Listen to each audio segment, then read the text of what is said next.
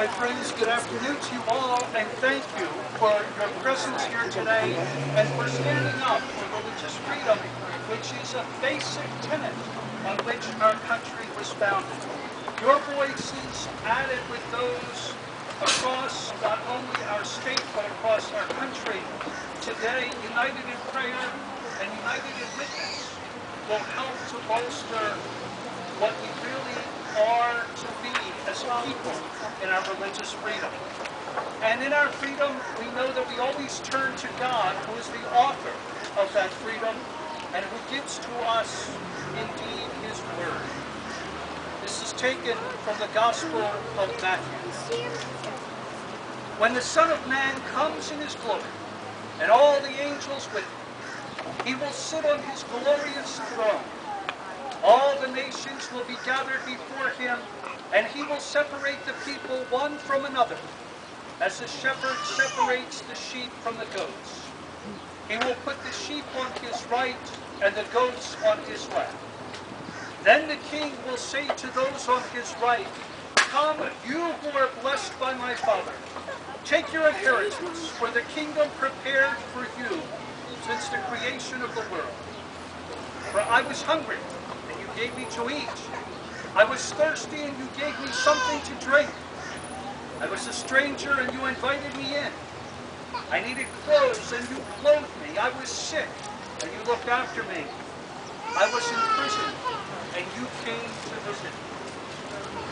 Then the righteous will answer him, "Lord, when did we see you hungry and feed you, or thirsty and give you something to drink? When did we see you a stranger and invite you in, or needing clothes and clothe you? When did we see you sick or in prison and go to visit you?" The king will say in reply, "Truly I tell you, whatever you did for one of the least of these brothers and sisters of mine, you did for me."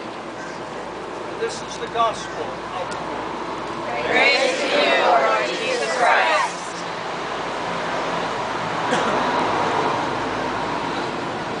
When religious groups first arrived in this country, and indeed when religious groups arrive anywhere as missionaries, the first task that they set about doing is looking after the needs of the people who are there.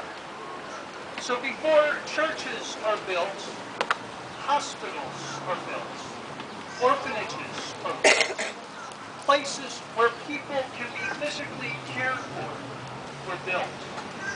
And just as we continue to do that today in missionary countries, so we continue that care for God's people that we have here.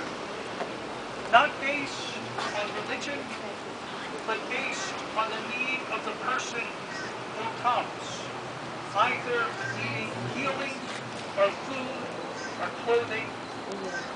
We do not ask what faith they are, but we seek merely to do this in God's name.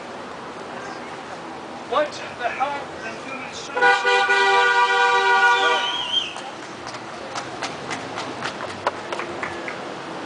is taking away that right and that privilege, and indeed the mandate we are given by God, as we heard in today's gospel, to do this. Taking away our religious freedom is taking away the basis of this nation.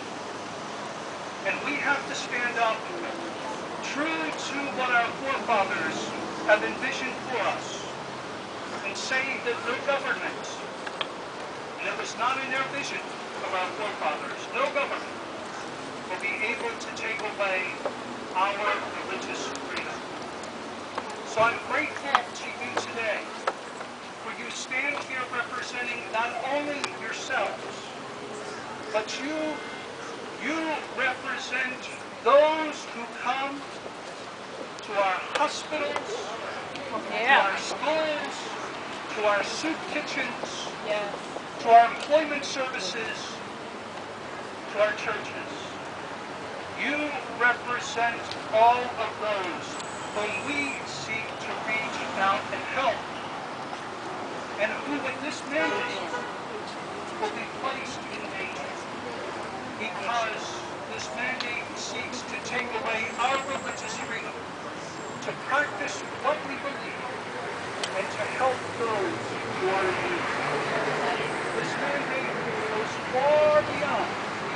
contraception.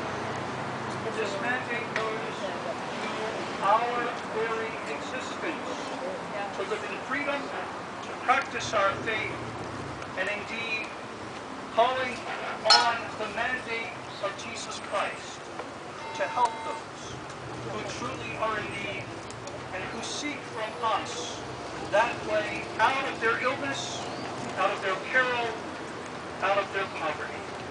God bless you and thank you for being here this day.